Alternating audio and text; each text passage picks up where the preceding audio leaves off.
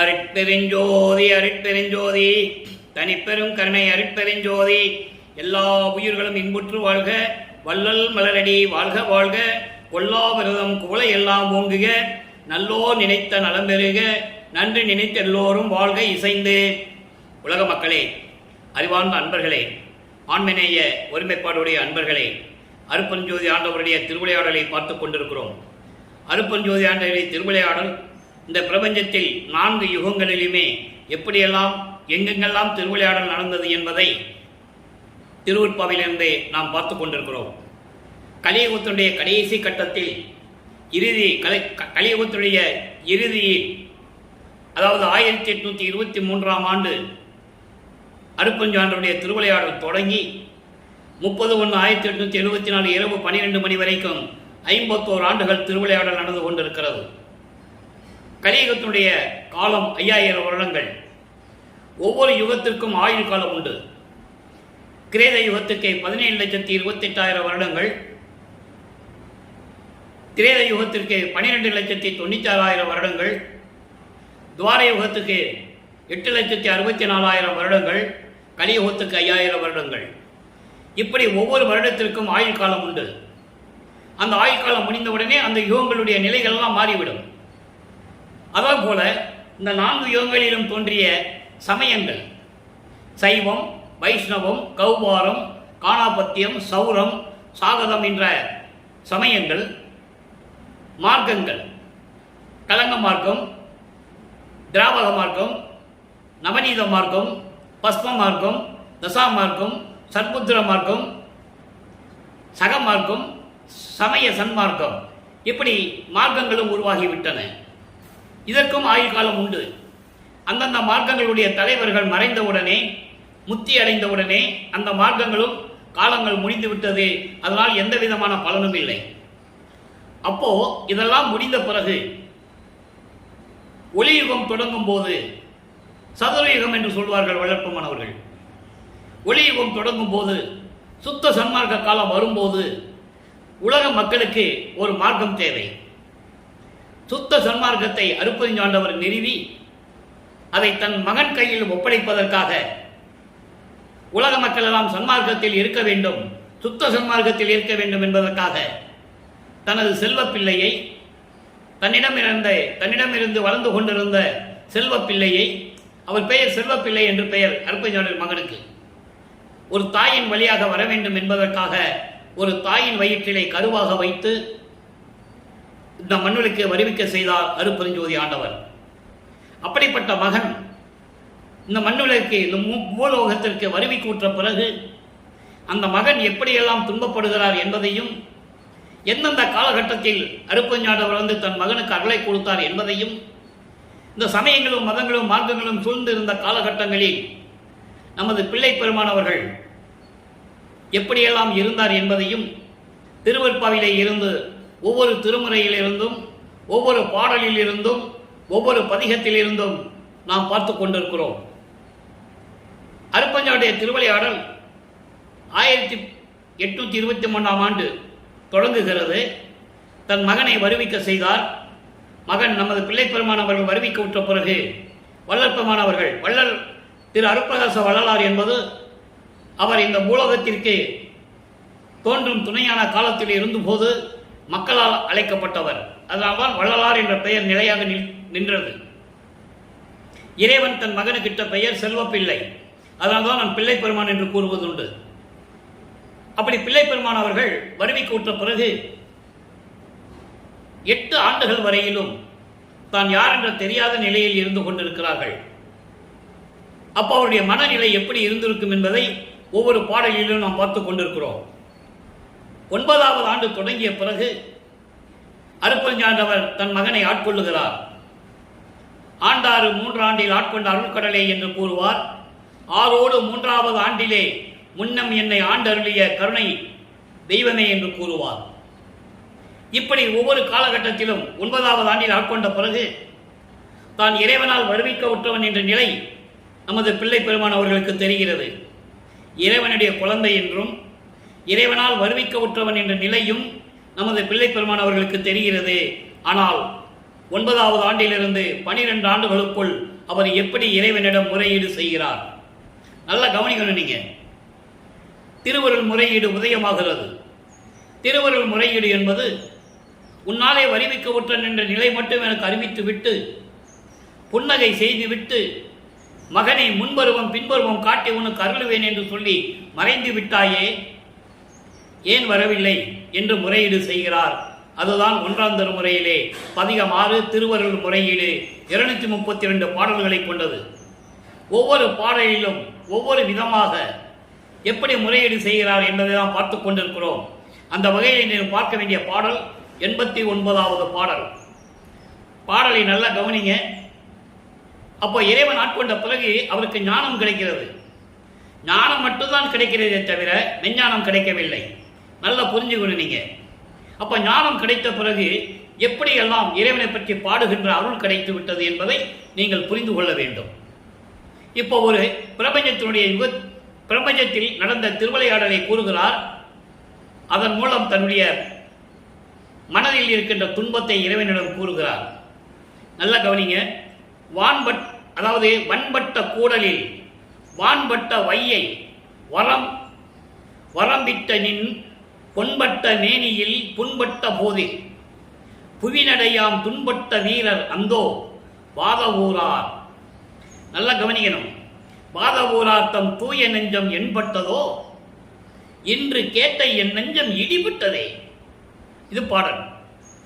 இந்த பாடல் என்ன சொல்றாரு? கூடல் நகர். அந்த காலத்திலே மதுரையை கூடல் நகர் என்று சொல்லுவார்கள்.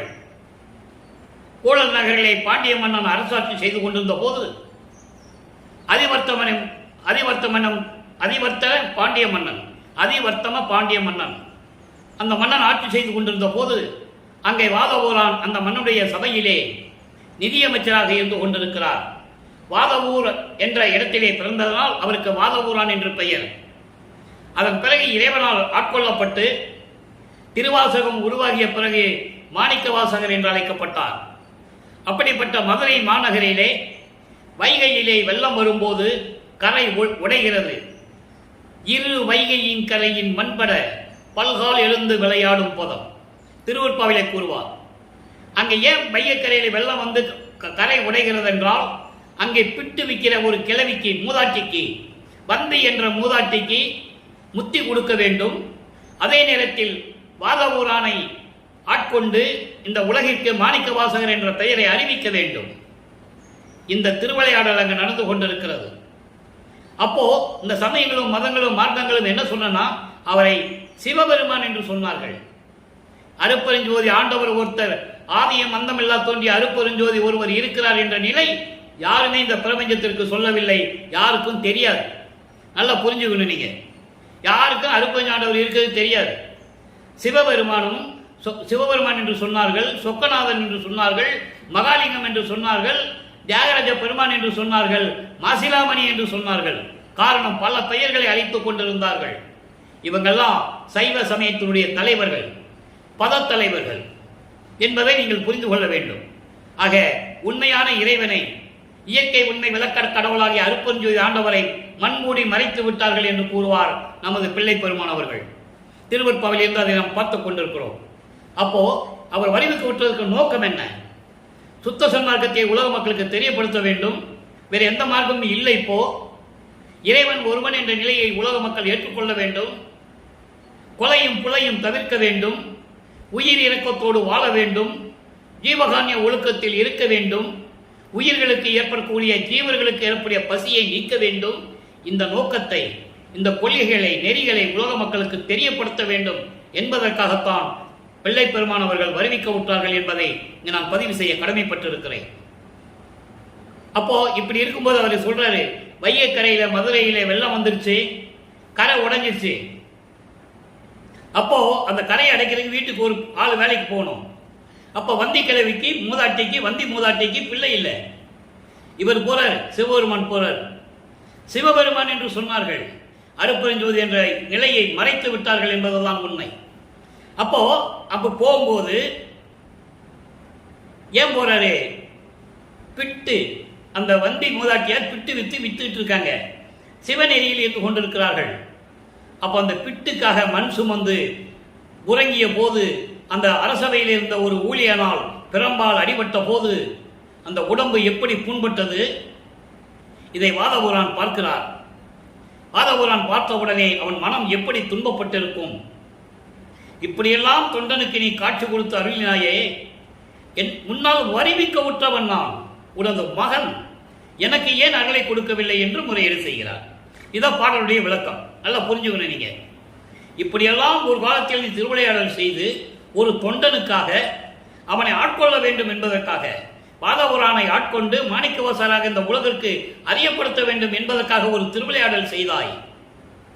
அப்படிப்பட்ட இறைவன் நீ, உன்னால் வருவிக்க உற்ற மகன் நான், எனக்கு ஏன் வந்து அருளை கொடுக்கவில்லை, விரைவில் வந்து அருளை கொடுப்பாயாக என்று சொல்லி இந்த முறையீடு செய்கிறார். இப்போ அவர் முறையை மட்டும்தான் செய்ய முடியும், காலத்தின் கட்டாயம்.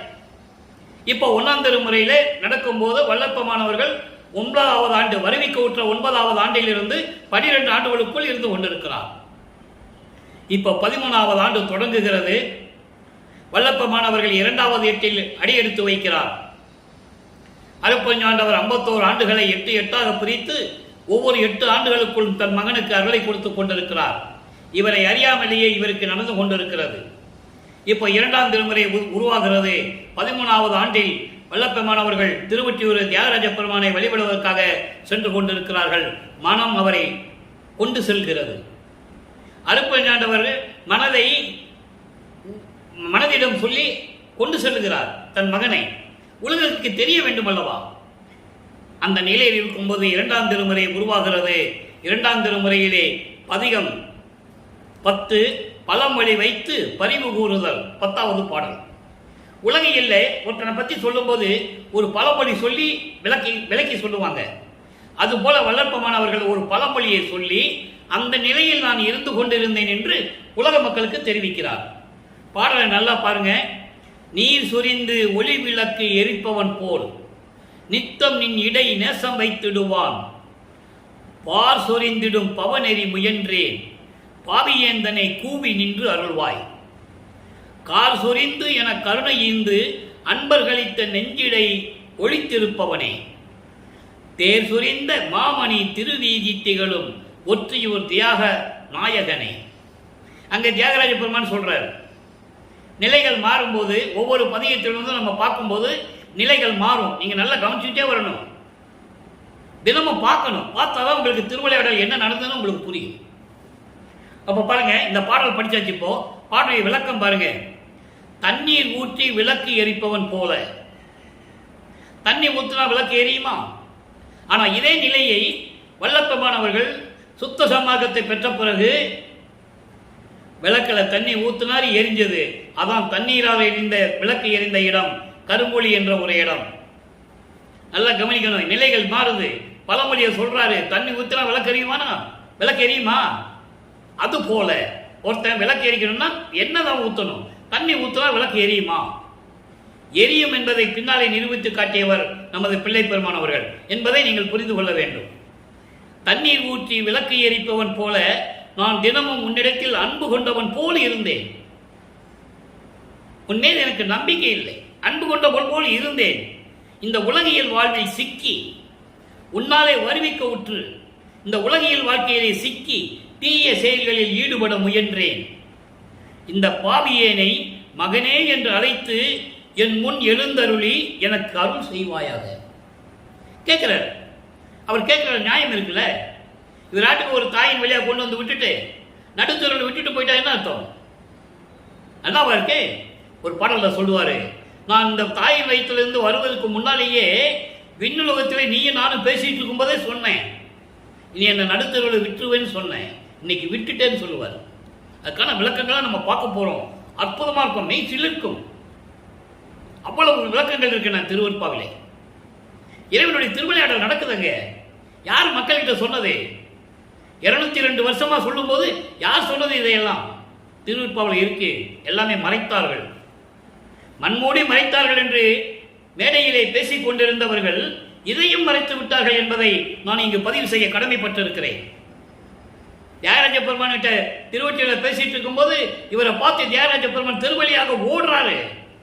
ஐயோ இவங்கிட்ட சிக்கிடக்கூடாதுன்னு பாட்டில் இருக்கு. ஒரு பதிகமே இருக்கு, அதை நம்ம பின்னால் பார்க்க போகிறோம். இப்போ மனசில் வச்சுக்கங்க. அப்போ இந்த நிலையில் இருக்கும்போது தண்ணி ஊற்றி விளக்கு எரிச்சிடலான்னு சொல்லி நினைக்கிறவன் போல நான் உன்னால் வறுமைக்கு விட்டு எவ்வளவு துன்பங்களை பட்டு கொண்டிருக்கிறேன். ஆக எனக்கு விரைவில் வந்து அருள்வாயாக. மேகம் மழை பொழிவது போல, மேகம் மழை பொழிவது போல கருணை உள்ளம் கொண்ட இறைவனே, கருணை உள்ளம் கொண்ட இறைவனே, அன்பர்களின் உள்ளத்தில் விளங்கிக் கொண்டிருக்கின்ற இறைவனே, விரைவில் வந்து எனக்கு அருள்வாயாக. தேரோடும் வீதிகள் கொண்ட, தேரோடும் வீதிகள் கொண்ட திருவொற்றியூரிலே விளங்கிக் கொண்டிருக்கின்ற தியாகராஜ பெருமானை விரைவில் வந்து எனக்கு அருள்வாயாக என்று கூறுகிறார். சமயங்களும் மதங்களும் மார்க்கங்களும் சூழ்ந்த இந்த காலகட்டங்களில் இறைவனை தியாகராஜ பெருமான் என்று அழைக்கிறார். ஏனென்றால் அது காலத்தின் கட்டாயம், அவர் சொல்லிதான் ஆகணும். மறைப்பு நிலையில் இருந்து கொண்டிருக்கிறார். அப்போ அவருக்கு சுத்த சன்மார்க்கம் தெரியாது, அருப்பெருஞ்சோதி ஆண்டவர் யாருன்னு அவருக்கு தெரியாது. எப்போ அருப்பெருஞ்சோதி ஆண்டவர் அவருக்கு தெரியும்னு நம்ம பாடலில் பார்க்க போகிறோம். நல்ல கவனமாக வச்சுக்கங்க. இப்போ எதுவுமே அவருக்கு தெரியாது. தியாகராஜ பெருமான் தான் இறைவன் சொல்லி முறையீடு வச்சுட்டு இருக்கிறாரு.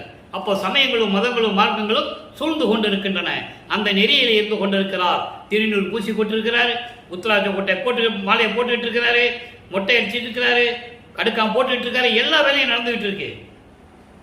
அப்புறம் ஏன் விட்டாரு? எதுக்காக விட்டாரு? ஏன் சுத்த சன்மார்க்கத்தை வரும்போது இதெல்லாம் செய்யக்கூடாதுன்னு சொன்னாரு? அந்த விளக்கத்தை இன்னைக்கு நம்ம பார்க்க போறோம். நல்ல கவனிங்க. ஆக 2ஆம் திருமுறை முடியும் தருவாயில் அந்த நிலைகள் இறைவனிடம் முறையீடு செய்கின்ற தருவாயில் வல்லப்பெருமானவர்கள் 16வது ஆண்டு முடிகிறது. நான் ஏற்கனவே கூறியிருக்கிறேன், வல்லப்பெருமானை பற்றி கூறும்போது வயது இல்லை அவருக்கு, வரிவிக்கூற்று ஆண்டில் இருந்து என்று கூற வேண்டும். இப்போ 3வது எட்டில் இருந்து கொண்டிருக்கிறார். 34 வரிவிக்கூற்று 24வது ஆண்டு வரைக்கும் என்ன நடக்கிறது? முதல் 8 ஆண்டுகள் ஒண்ணுமே இல்லை. 2வது எட்டில் முறையீடு நடக்குது. இப்போ 3வது எட்டில் நிலைகள் மாறுது. நிலைகள் மாறும்போது அங்கே என்ன உருவாகிறது? இறைவனுடைய பவனியை பார்ப்பதற்காக திருவொற்றியூரிலே நின்று கொண்டிருக்கிறார். அப்போ பவனியை பார்த்தாரா, பார்க்கலையா? அப்போ அதை தோழியிடம் எப்படி சொல்லுகிறார், உள்ளத்திடம் எப்படி சொல்லுகிறார்? ஒரு காதலை சொல்லும்போது தன்னை ஒரு பெண்ணாக உருவப்படுத்துகிறார். காதல் என்றால் ஒரு பெண்ணும் ஆணும் இருக்க வேண்டும், அதுதான் காதல். அன்பின் வெளிப்பாடு அங்கதான் தெரியும். அதனுடைய நிலையை சொல்லுவதற்காக தன்னை ஒரு பெண்ணாக உருவப்படுத்தி இந்த பாடலை எழுதியிருக்கிறார். அதை உலக மக்களுக்கு எப்படி சொல்லுகிறார்? திருவிழாத்திரம் 10வது பாடல் 3ஆம் திருமுறை பதிகம் 8. செக்கா சடையா.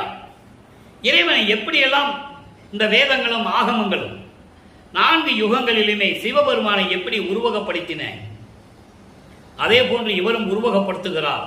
செக்கா சடையார் ஒற்றிநகர் சேரும் செல்வ தியாகரவர் மிக்க புதவான் முகத்தின் நகை விளங்க விரும்பி வரும் பவனி, விரும்பி வரும் பவனி மக்கட் பிறவி எடுத்த பயன் வசிக்க வணங்கிக் கொண்டல்லது நக்கற்கு இசைந்த பெண்ணே நான் ஞாலத்து எவையும் நயவேனே.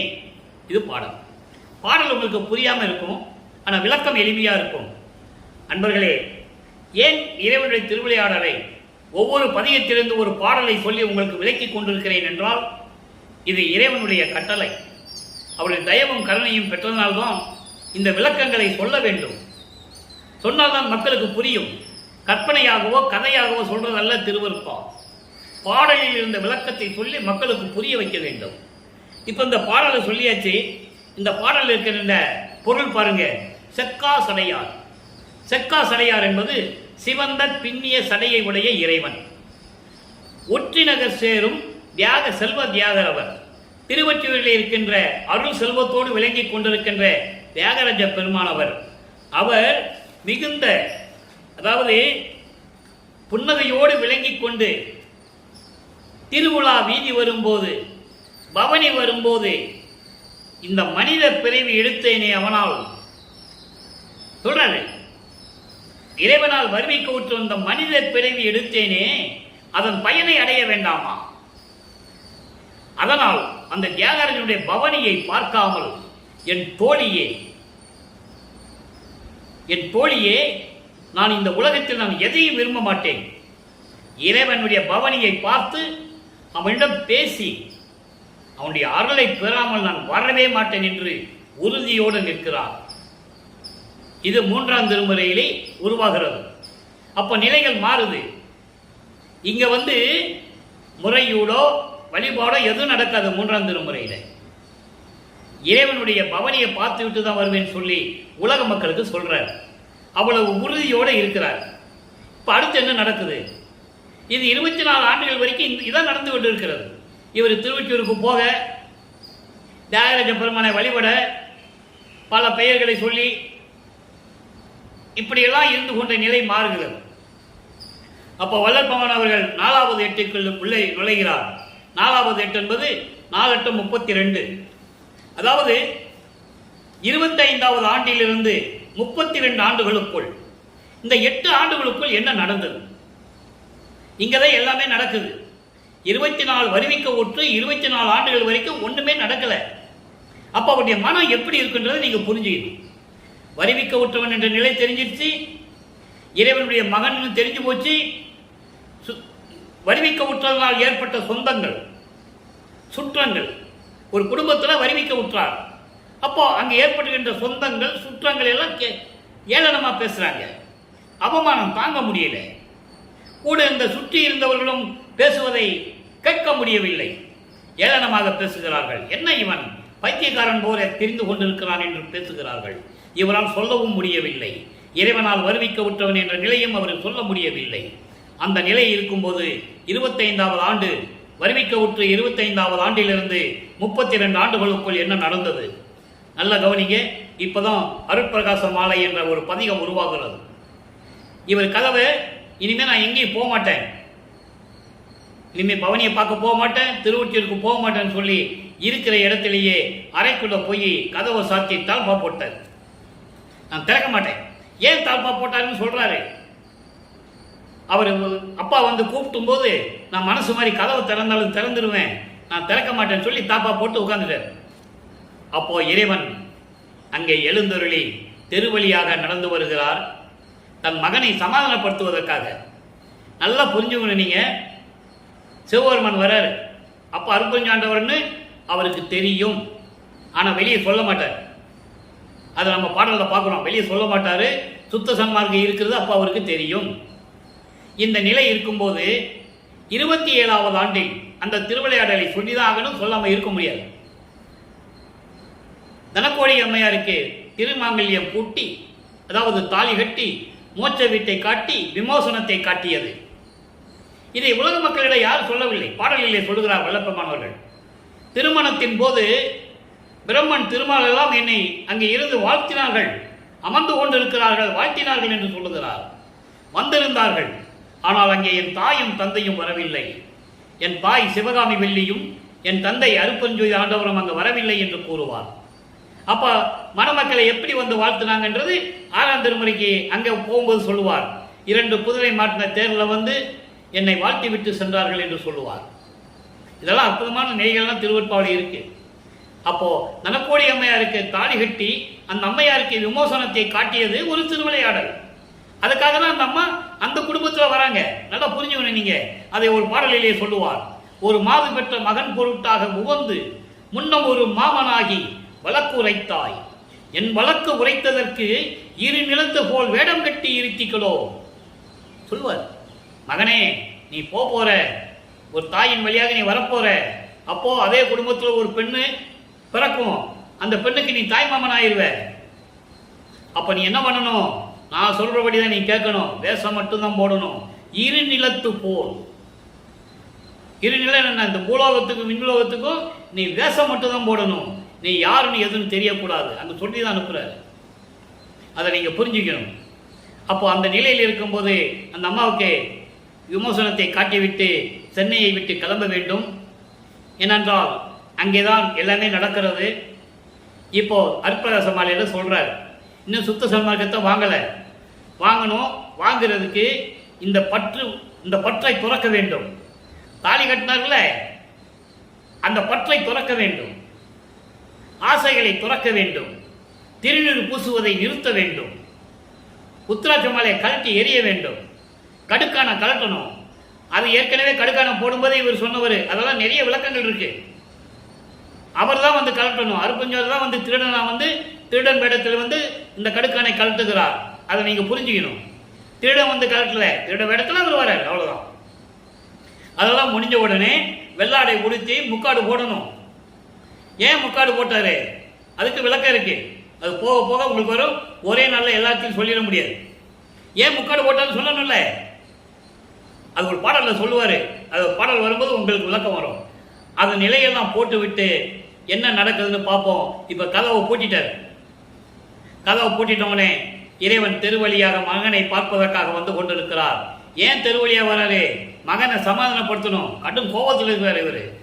பிள்ளை பெருமானவர்கள் கடும் கோபத்தில் இருந்து கொண்டிருக்கிறார். பிள்ளை பெருமான் வல்லப்பெருமானுக்கு கோபமே வராதுன்னு சொல்லுவாங்க.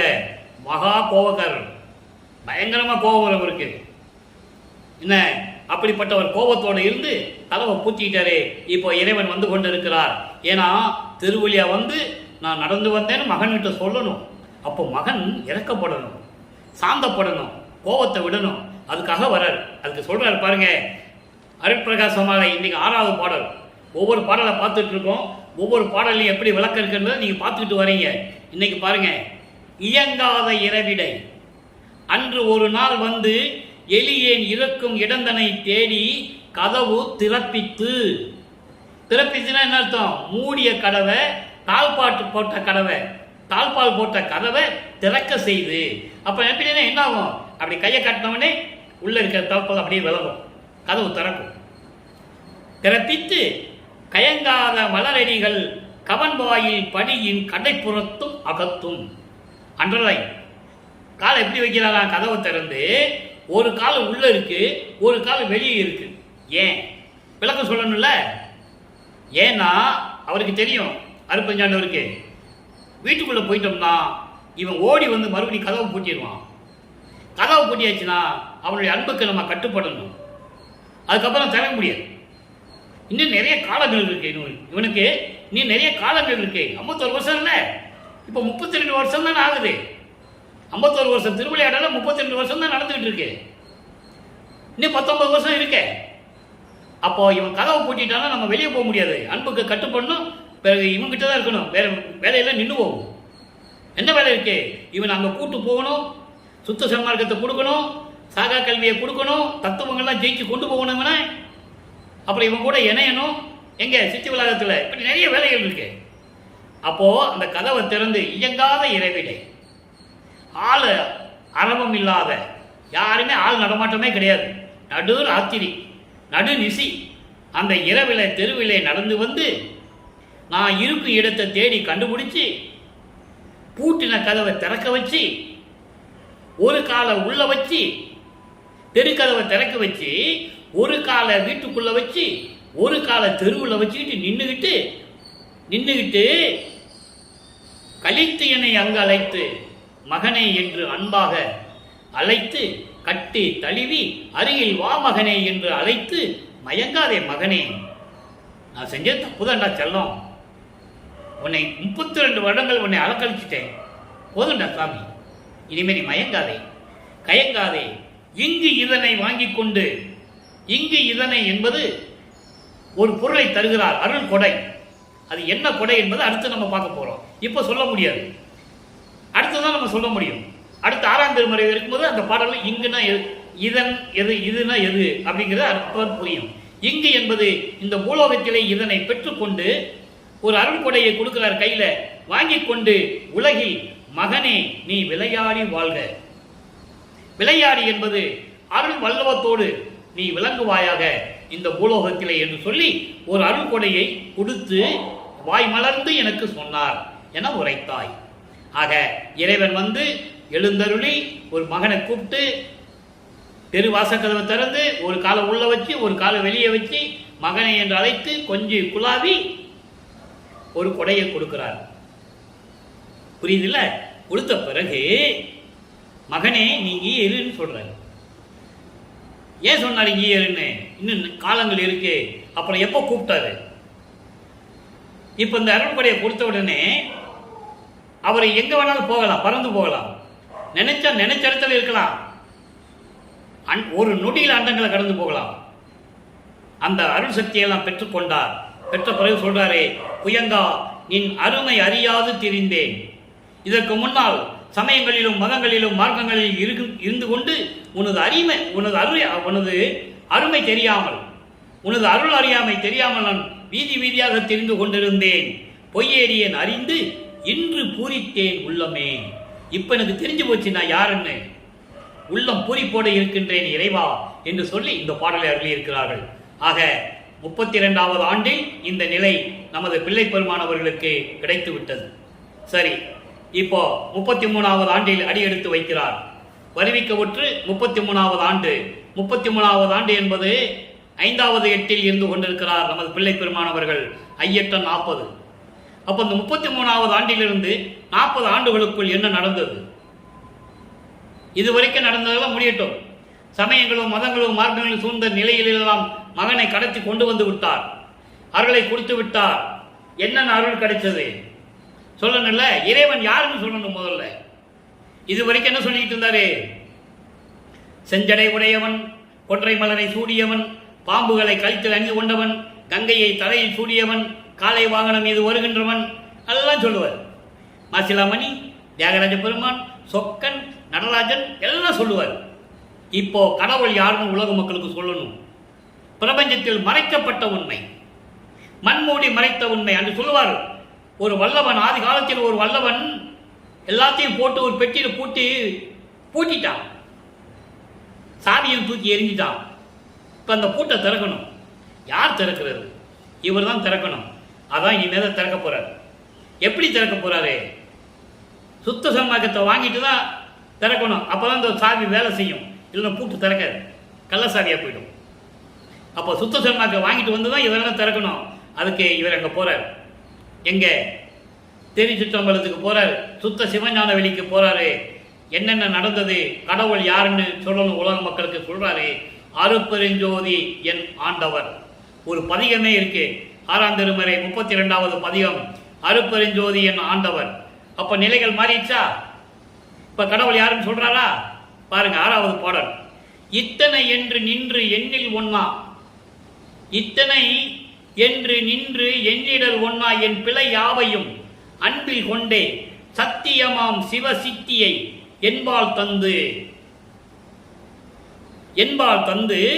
என்னை யாவரும் வந்தனை செய்து, என்னை யாவரும் வந்தனை செய்யவே. எல்லாமே இவரை வணங்குறாங்க. அதாவது 32 ஆண்டுகள் வரைக்கும் சமயங்களும் மதங்களும் மார்க்கங்களும் சூழ்ந்த காலகட்டங்களில் இவர் இருந்தபோது பிரம்மன், திருமால், ருத்திரலாம் வந்து வணங்கக்கூடிய இறைவனே என்று சொல்லுவார். இப்போ அவங்களா வந்து என்னை வணங்குறாங்கன்னு சொல்ற. நல்லா புரிஞ்சுக்கணும். நீங்க இவருடைய நிலை எப்படி மாறுகிறது என்பதை நீங்கள் புரிந்து கொள்ள வேண்டும். அருட்பெருஞ்சோதி ஆண்டவருடைய திருவிளையாடல் எப்படி நடக்குதுன்னு நீங்க தெரிஞ்சுக்கணும். இப்ப எல்லாம் வந்து இவரை வணங்குறாங்க, அருட்பெருஞ்சோதி ஆண்டவர் விட்டாங்க. ஏன்? இனிமே இவர் தான் இந்த பிரபஞ்சத்தை இயக்கக்கூடியவர். எதுனாலும் இவர்கிட்ட தான் வரணும். அப்போ பிரம்மனும், திருமாலும், ருத்திரனும், மகேஸ்வரனும், சதாசிவனும் 5 தொழில் செய்து கொண்டிருந்தவர்கள் இப்போது இவரை வந்து வணங்குகிறார்கள். என்னை யாவரும் வந்தனை செய்யவே நித்தியனாக்கி மெய் சுத்த சன்மார்க்க நீதியை ஓதி ஓ சுத்த போதாந்த அத்தனி வீதியில் ஆட செய்தீரே, அருப்பெருஞ்சோதியின் ஆண்டவர் நீரே. இது பாடல். இப்போ தத்துவங்களை கடந்து போகணும், அந்தங்களை கடக்கணும். அதுக்கு முன்னால வேதாந்தம், சித்தாந்தம், நாதாந்தம், போதாந்தம் தான் சொல்லுவார். அங்க போய் சுத்த சன்மார்க்கத்தை பெற்ற பிறகு சுத்த வேதாந்தம், சுத்த போதாந்தம், சுத்த சித்தாந்தம் அப்படிதான் சொல்லுவார். இந்த பாடல சுத்த யோகா போதாந்தத்தை பார்க்க போறோம். ஏற்கனவே வேதாந்தம், நாதாந்தம், சித்தாந்தம் பார்த்தாச்சு. இப்போ போதாந்தத்தை பார்க்க போறோம். எப்படி? எங்க போறாரு? அங்க போறாரு, சிவஞான வெளிக்கு போறாரு. அங்க போய் தான் சுத்த சன்மார்க்கத்தை வாங்கணும். ஏன்னா எல்லாரும் காணும்படி, விண்ணுலகத்தில் அத்தனை பேரும் காணும்படி தன் மகனுக்கு மணிமகுடம் சூட்ட வேண்டும். இவன் என் மகன் என்று அங்கீகாரம் கொடுக்க வேண்டும். அப்ப சொல்றாரு, இத்தனை வருடங்களாக நான் சமயங்களிலும் மதங்களிலும் மார்க்கங்களில் இருந்த போது ஏற்பட்ட பிழைகளை எல்லாம் கணக்கில் அடங்காது, எண்ண முடியாது. என்னிடம் ஒன்னா அப்படின்னு சொல்றாரு. எண்ண முடியாது. அத்தனை குற்றங்கள், பிழைகள் இருந்தன என்னிடம். எல்லாவற்றையும் நீக்கி உண்மையான சிவசித்தியை என்பால் தந்து, சிவசித்தி அருட்பெருஞ்சோதி ஆண்டவர் இருக்கின்ற அத்தனை அருள்களையும் என்னிடம் தந்து புரிஞ்சிச்சா? என்னிடம் தந்து என்ன அர்த்தம்? இவர் எங்க வேணாலும் போகலாம். என்னிடம் தந்து என்னை யாவரும் வந்தனை செய்யவே. மண்ணுலகம் பூலோகம் சரி, விண்ணுலகம் சரி, எல்லாம் என்னை வணங்குகிறார்கள். தெளிவா சொல்லுவார். வாலி என்று என்னை மாலையனோர் வந்து அருட்பேர் ஆளி என துதித்து ஏத்த புரிந்தாய். அற்புதம். நீடூழி அன்றே என்று சாதாவரமும் உமந்தளித்தாய். வாலி மன்றோங்க மறுப்பெருஞ்சோதியின் மன்னருளே. தெளிவான பாடல் இருக்கிறது. எல்லாருமே இவர் வணங்கிட்டு தான் போகணும். இப்பவும் சும்மா கிடையாது. பிரபஞ்சத்தை இயக்கிட்டு இருக்கிற அவர் தான். எல்லோரும் என்னை வந்தனை செய்யவே நித்தியனாக்கி, இறைவனாக்கி, அழிவில்லாதவனாக்கி, என்றும் நிலையாக இருக்கும்படி கடவுளாக்கி, மெய் சுத்த சன்மார்க்க நீதியை ஓதி, சுத்த சன்மார்க்க நெறிகளை எனக்கு சொல்லிக் கொடுத்து, ஒரு சுத்த போதாந்த தனி வீதியில், சுத்த போதாந்த வீதி என்பது மெஞ்ஞானம் வீதி, மெஞ்ஞான நெறி. முதல்ல ஞானம் தான் கிடைச்சது அவருக்கு. 9வது ஆண்டிலே ஆட்கொள்ளும் போது ஞானம் மட்டும்தான் கிடைச்சது. இப்ப மெஞ்ஞானம் கிடைக்குது. போதாந்தம் என்பது மெஞ்ஞானம். மெஞ்ஞானம் என்பது இறைவனேற்றிருக்கின்ற அறிவு, மெய்யறிவு, கடவுள் அறிவு என்று சொல்லுவார். ஐயறிவு என்று சொல்லுவார். அகவலிலே வரும். வையமும் மானமும் வாழ்த்திட எனக்கு அருள் ஐயறிவு அளித்த அருட்பெருஞ்சோதி. கடவுள் அறிவு. ஐயறிவு என்பது கடவுள் அறிவு. கடவுள் அறிவு என்பது மெஞ்ஞான அறிவு. அந்த நெறியிலே என்னை ஆட செய்தீரே. விளையாடுக மகனே என்று என்னை கூறினாயே. செயலாற்றுவாயாக மகனே என்று சொல்லி எனக்கு சொன்னையே. அருட்பெருஞ்சோதி ஆண்டவரே, நீர்தான் என் ஆண்டவர். சொல்லிட்டாரா? இப்போ அருட்பெருஞ்சாண்டவருக்கு சொல்லியாச்சு, உலக மக்களுக்கு சொல்லியாச்சு. அங்க போய் சுத்த சன்மார்க்கத்தை வாங்குறதுன்னு சொல்லியாச்சு. எல்லாரும் என்னை வணங்குறாங்கன்னு சொல்லியாச்சு. இப்ப பதிகம் 45ல அச்சோபத்துன்னு ஒரு பதிகம். அச்சோபத்து என்பது இந்த ஒரு கொடையை கொடுத்தாருன்னு சொன்னோம்ல, அது என்ன கொடைன்னு சொல்லணும்ல, அது 10 விதமா சொல்லுவாரு. ஒவ்வொரு பாடலிலும் ஒவ்வொரு விதமா சொல்லுவாரு. அதை 10 விதமா சொல்லுவாரு. அதான் 10 பேரு. இப்போ 6வது பாடலை நீங்க பார்க்க போறோம். இத்தனை என்று இடம் முடியாத சக்தி எல்லாம் உடையானை, எல்லா அருளையும் கொண்ட உடையானை, அருட்பெருஞ்சோதி ஆண்டவரை, எல்லாம் வல்ல சித்தனை. சித்தன் என்பது கடவுள். சித்தனானேன் என்று சொல்லுவார். நான் கடவுளாயிட்டேன் சொல்லுவார். மெய்யர் இது உந்தியர பதியத்தில் 6ஆம் திருமுறையில் 10வது பாடலில் சொல்லுவார். சித்தன் ஆனேன் என்று உந்திப்பற. அப்படிப்பட்ட இறைவனை, என் சிவபதியை, தெய்வமெல்லாம் விரித்து அடக்கும் தெய்வம் தன்னை, எல்லா தேவர்களையும் படைத்து அவர்களை அரசாட்சி செய்து கொண்டு அடக்கி ஆண்டு கொண்டிருக்கின்ற இறைவனை, எனது அருட்பெருஞ்சோதி ஆண்டவரை, எத்தனையும் என் பிள்ளைகள் பொறுத்த தனி பெரும் தாயை, என்னுடைய பிள்ளைகளை எல்லாம் குற்றங்களை எல்லாம் பொறுத்த என் தாய் போன்ற இறைவனை, என்னை ஈன்ற அத்தனை. அத்தன் என்பால், அத்தன் என்றால் அப்பன், தந்தை என்று பொருள். என்னை ஈன்ற அத்தனை. இந்த ஒரு வரி போதுங்க வல்லப்பமான் யாருன்னு சொல்றதுக்கு. அப்ப வல்லப்பமான் யாரு? இறைவனுடைய மகன், வருவிக்க உற்றவர். அவர் ஒவ்வொரு யுகத்திலேயும் இருந்தவர், இறைவனுடைய இருந்தவர். ஆதாரங்கள் உண்டு திருவருட்பாவிலே, யாரும் மறுக்க முடியாது. அவ்வளவு ஆதாரங்கள் இருக்கிறது, பாடல்கள் இருக்கிறது. கற்பனை அல்ல, பொய் அல்ல, எட்டு விட்டு சொல்லுவதல்ல. ஆக என்னை ஈன்ற அத்தனை, என்னை இந்த மண்ணுலைக்கு வருவிக்க செய்த என்னை தந்தையை, அருட்பெருஞ்சோதி ஆண்டவரை, திருச்சிற்றம்பலத்திலே என் அருட்பெருஞ்சோதியை பெற்றேன். எங்க பெற்றாரு? திருச்சிற்றம்பலத்தில் பெற்றார் அருட்பெருஞ்சோதியை. என் சிற்றம்பலத்து அப்பனை, என் அருட்பெருஞ்சோதியை பெற்றேன் சுத்த சிவஞான வெளியில். அதான் 16வது நிலை, கடைசி நிலை. சரிய கிரிய யோகம் 12 நிலைகள் எல்லாம் சமயங்களும் மதங்களும் மார்க்கங்களும் சார்ந்த நிலை. 13வது நிலை தான் மரணமில்லா பெருவாழ்வு தொடங்குகிறது. அங்கதான் ஞான சரியை, சுத்த சன்மார்க்கம் அங்கிருந்து தான் விளங்குது. ஞான சரியை, ஞான கிரியை, ஞானத்தில் யோகம், ஞானத்தில் ஞானம். அப்படிப்பட்ட நிலையில் இருக்கின்ற இறைவனை, அருட்பெருஞ்சோதியை நான் பெற்றுக்கொண்டேன். இப்போ திரு அருள் கொடை இங்க கொடுத்தாருல, ஒரு கொடை கொடுத்தாருன்னு சொன்னோம்ல. என்ன கொடை? திரு அருள் கொடை என்ற பதிகமே இருக்கிறது. 89வது பதிகம், இன்று 6வது பாடல். அது எப்படிப்பட்ட கொடை?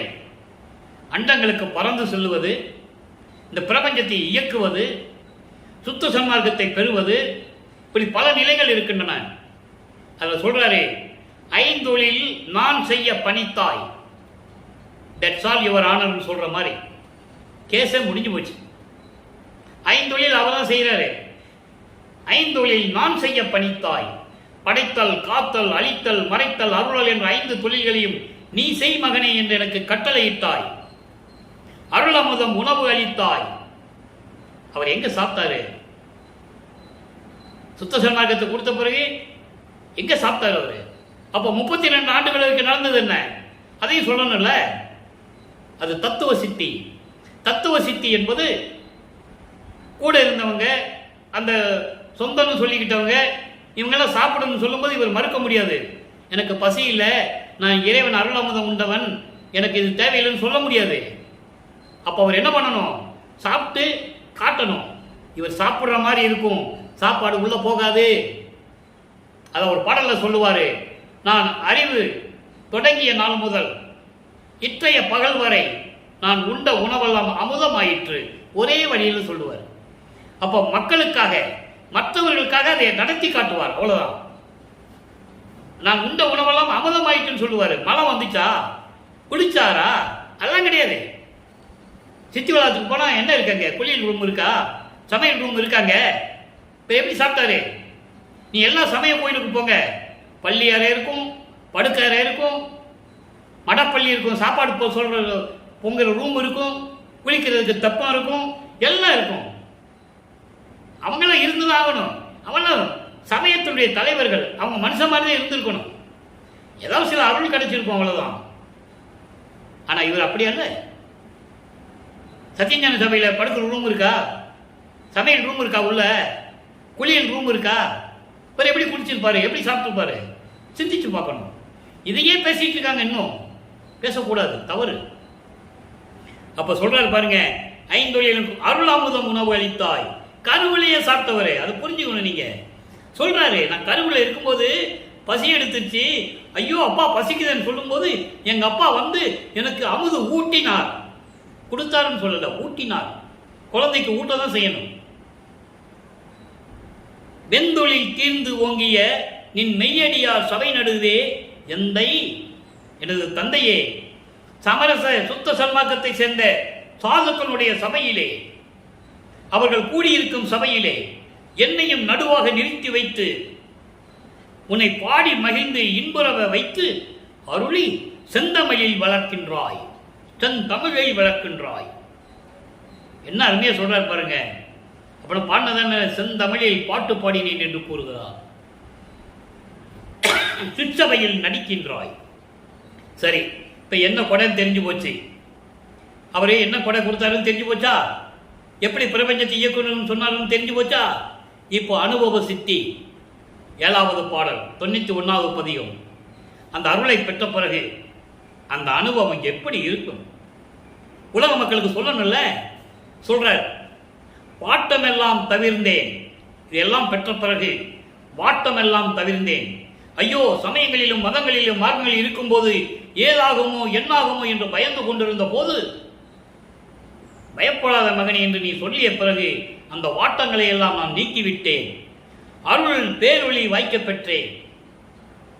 அருள் பேரொளி என்பது என்ன? அருப்பெருஞ்சோதி. அருப்பெருஞ்சோதியை நான் கிடைக்க பெற்றேன். கூட்டமெல்லாம் புகழும் அம்பலவாணரை கூட பெற்றேன். கூட்டம் என்பது 2 விதமாக சொல்லுகிறார். பூலோகத்தில் இருக்கின்ற அடியார்கள், சுத்த சன்மார்க்கத்தை சேர்ந்த சாதுக்கள், கொலையும் புலையும் தவிர்த்தவர்கள், அவங்க தான் அடியார்கள். சும்மா சத்தியஞான சபைக்கும் சித்திவளத்துக்கு வரவங்களாம் அடியார்கள் சொல்ல முடியாது. எல்லாருமே இறைவனுடைய பெற்று போய் வாங்கிக்கலாம் நினைச்செல்லாம் வர முடியாது. கொலையும் புலையும் தவிர்த்திருக்க வேண்டும். உருவ வழிபாடை தவிர்த்திருக்க வேண்டும். சமயங்களிலும் மதங்களிலும் மார்க்கங்களில் இருக்கிற பற்றுகளை நீக்கி இருக்க வேண்டும். அவன் தான் இங்க வந்து அருப்பஞ்சாண்டோடைய அருளை பெற முடியும், வல்லற்பமானுடைய தயவும் கருணையும் பெற முடியும். இல்லைனா சத்தியமாக பெற முடியாது என்பதை இங்கே நான் பதிவு செய்ய கடமைப்பட்டு இருக்கிறேன். காரணம் அவரே சொல்லுவார். பாடல்கள் இருக்கு, அதை நம்ம போகதான் பார்க்க போறோம். 6000 பாடலை ஒரே நேரத்தில் சொல்லிட முடியாது. ஆனால் கருத்துக்களை சொல்ல முடியும், யாரும் மறுக்க முடியாது, பாடல்களிலே உண்டு. அப்போ அந்த நிலையில் இருக்கும்போது நான் அருப்பெருஞ்சோதியை பெற்றுக்கொண்டேன். விண்ணுலகமும் மண்ணுலகத்தில் இருக்கின்றவர்களும் புகழக்கூடிய அம்பலவாணரை கூட பெற்றேன். அவரோட சேர்ந்துட்டேன்னு சொல்றேன். கூட பெற்றேன், தேட்டமெல்லாம் வல்ல சித்தி பெற்றேன், அருளுடைய எல்லா சித்திகளையும் நான் பெற்றுவிட்டேன். இச்சகதளத்தே, இந்த மண்ணுலகில், இந்த பூலோகத்தில் ஆட்டமெல்லாம் விளையாடுகின்றேன். ஒன்று போதாவே, ஆட்டமெல்லாம் விளையாடுகின்றேன், எல்லாமே நான் தான் செஞ்சிட்டு இருக்கேன்னு சொல்றாரு. இதை விட சொல்றதுக்கு வேற என்னமே இல்லை ஆதாரங்கள். அப்படிப்பட்ட வள்ளல் பெருமானை, இறையர்கள் கொண்ட இறைவனை, இந்த பிரபஞ்சத்தை இயக்கிக் கொண்டிருக்கின்ற இறைவன் வள்ளல் பெருமானை, நமது பிள்ளை பெருமானார் அவர்களை ஒரு சாதாரண மனிதனாகவே சித்தரித்தார்கள். அன்று காலத்தில் இருந்தே, கூட இருந்தவர்கள் இருந்தே, மாணவர்கள் என்று சொல்லப்பட்ட அந்த கூட்டமே அப்படிதான் சொல்லிட்டு இருந்தது. அதுக்கான ஆதாரங்கள் என்னிடம் உள்ளது, என்னால் நிரூபிக்க முடியும். இந்த நிலைகள் இருந்து கொண்டு சொல்லுகிறார், இப்படியெல்லாம் இருந்து கொண்டு எல்லா சித்திகளையும் பெற்றுக்கொண்டு இந்த பிரபஞ்சத்தை நான் தான் இயக்கிக் கொண்டிருக்கிறேன் என்று சொல்லுகிறார். அப்ப கடவுள் யாரு? அவர்தான். எனக்கு ஆர் சரியே, எனக்கு ஆர் சரியே, எனக்கு நிகர் யார் என்று சொல்லுவார். எனக்கு நிகர் யாராக இருக்கிறார்கள்? என் தந்தை ஒருவர் தான் எனக்கு நிகர், வேறு யாருமே இல்லை என்று சொல்லுவார். இதை ஒரு பாடலிலே சொல்லுவார். எப்படி? செத்து செத்து பிறக்கும் தேவர்களை வழியிலர் என் முன் என்று சொல்லுவார். செத்து செத்து பிறக்கும் தேவர்கள் யாராக இருந்தாலும் சரி, பிரமன் திருமால் முதல் ஒரு யுகத்திலே அவன் பிறந்தான் என்றால் மறு யுகத்துக்கு மறு அவதாரம் எடுக்கும்போது அவன் இறக்க வேண்டும், மீண்டும் பிறவி எடுக்க வேண்டும். ஆனா வல்லப்பம்மன் அப்படி இல்லை, எல்லாம் பார்த்துட்டு இருக்காரு. அப்போ ஒவ்வொரு யுகத்திலையும் இருக்கிறாரு. அதனாலதான் சொல்றாரு, செத்து செத்து பிறக்கும் தேவர்களை நான் மறக்கவும் மாட்டேன், மன்னிக்கவும் மாட்டேன். தெளிவா சொல்லுவார். என் முன் வழியிலர் என்று சொல்லுவார். ஆக எனக்கு நிகர் யாருமே இந்த பிரபஞ்சத்தில் இல்லை என்று சொல்லும்போது அவரை எப்படி நீங்கள் சொல்லுவீர்கள்? துறவி என்று சொல்லுவீர்கள்? அப்படிதானே சொல்லிட்டு இருக்காங்க. 202 வருஷமா வல்லப்பெருமான் தமிழ் துறவி என்று சொன்னார்கள், விஞ்ஞானி என்று சொன்னார்கள், ஞானி என்று சொன்னார்கள், போகி, யோகி, சீர்திருத்தவாதி, பாடலாசிரியர், இப்படிதான் சொன்னாங்க. அவரை இறைவன் என்று சொன்னது யார்? ஒரு ஆள் கூட கிடையாது என்பதை நான் வேதனையுடன் தெரிவித்துக் கொள்ள கடமைப்பட்டிருக்கிறேன். அவரே சொல்றாரு, நான் பிரபஞ்சத்தை இயக்கிட்டு இருக்கின்றாரு, உன்னை படைச்சது நான் தான் சொல்றாரு. பிரம்மன் திருமாலாம் வந்து என் காலில் விழுந்து வணங்குறாங்கன்னு சொல்றாரு. மக்களிடம் யாரும் சொல்லவில்லை. அப்போதாக இந்த நிலை மாறுகிறது. மெய்யருள் வியப்பு 100வது பாடல். எப்படிப்பட்ட 4 வரி தாங்க. எப்படியெல்லாம் சொல்றாரு தெரியுமா? சுத்த சிவ சன்மார்க்க நீதி ஜோதி போற்றியே, சுகவாழ்வு அளித்த திருச்சிற்றம்பலத்து ஜோதி போற்றியே. பாடல் முக்கியம் அல்ல, பாடலில் சொல்லப்பட்ட கருத்துக்கள் மக்களிடம் கொண்டு போய் சேர்க்க வேண்டும். அதனால்தான் இந்த வள்ளலார் ஊழியன் இந்த அடியேன் பாடல்களை சொல்லி விளக்கத்தை சொல்லி மக்களிடம் கொண்டு எப்படியாவது சேர்க்க வேண்டும் என்ற நல்ல எண்ணத்தில் தான் தினமும் நான் இந்த பதிவை செய்து கொண்டிருக்கிறேன். சுத்த சுடர் பொற்சபையில் ஆடும் ஜோதி போற்றியே, ஜோதி முழுதும் விளங்கும் ஜோதி போற்றியே.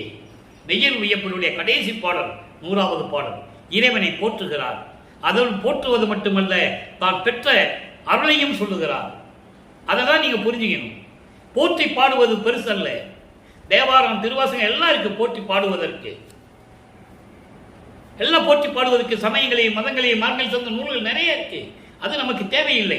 அதுக்குள்ள போய் விளக்கம் சொல்லணும்னு நமக்கு அவசியம் இல்லை. சுகவாழ்வு அளித்த சிற்றம்பலத்து, சுகவாழ்வு என்ன? பேரின்பமான வாழ்வு.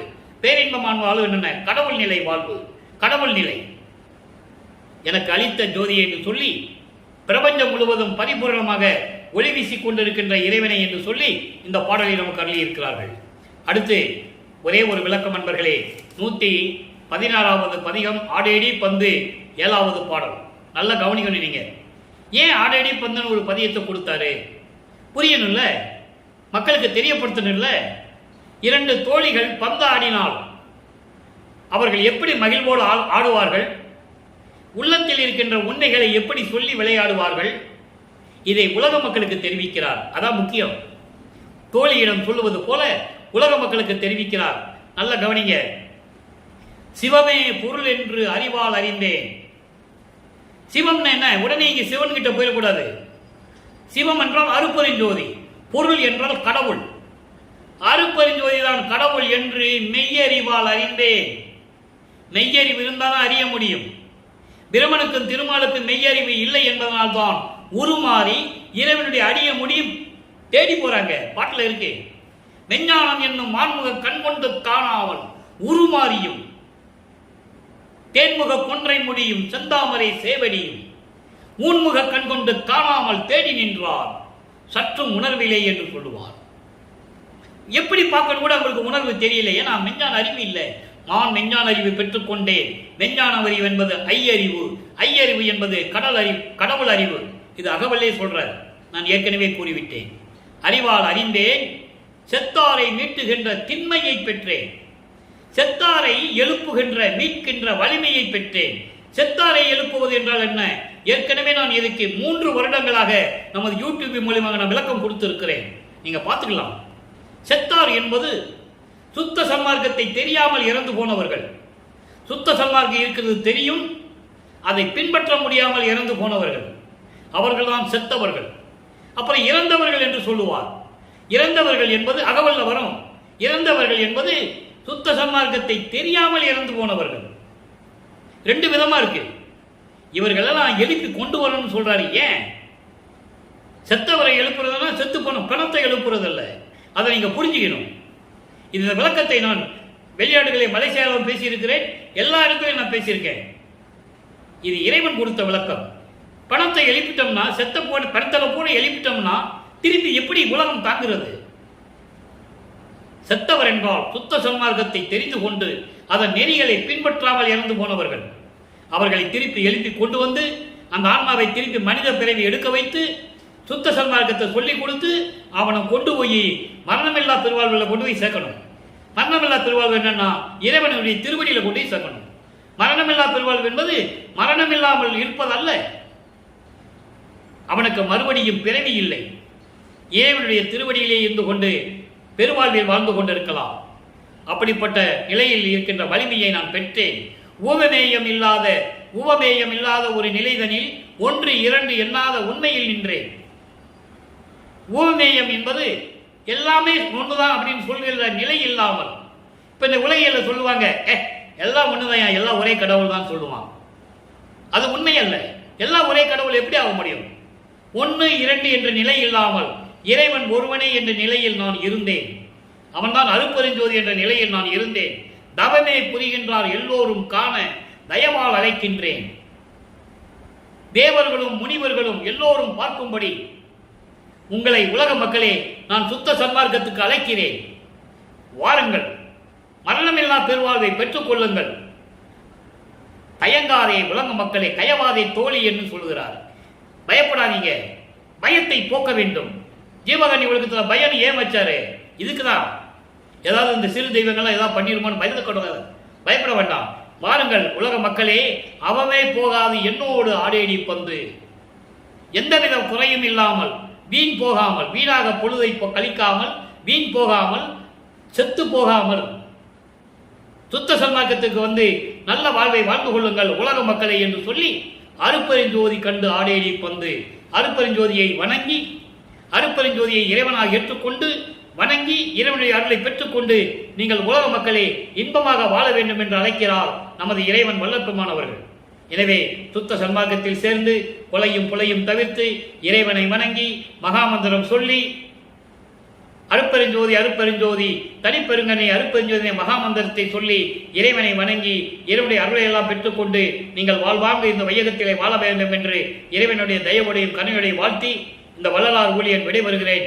மீண்டும் நாளை சந்திப்போம். நன்றி, வணக்கம். அருட்பெருஞ்சோதி அருட்பெருஞ்சோதி தனிப்பெருங்கருணை அருட்பெருஞ்சோதி. நாளையும் அருட்பெருஞ்சோதி ஆண்டவருடைய திருவிளையாடல் தொடரும்.